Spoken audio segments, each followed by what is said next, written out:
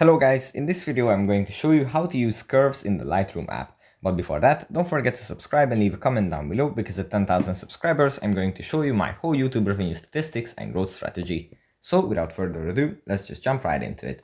First we have to open up the Lightroom app. And here we have to wait a bit until it loads. From the gallery we have to select the picture that we want to edit. Let's say it's this one.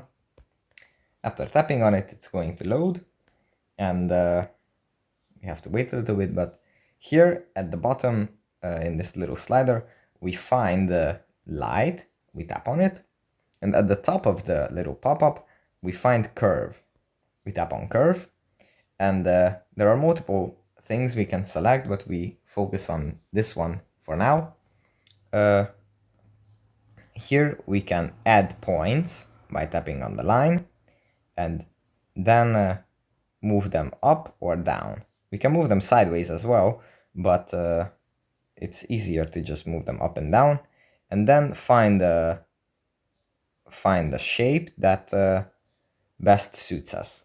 It's best to follow an S curve as a rule of thumb, because that is the curvature that creates a pleasing image.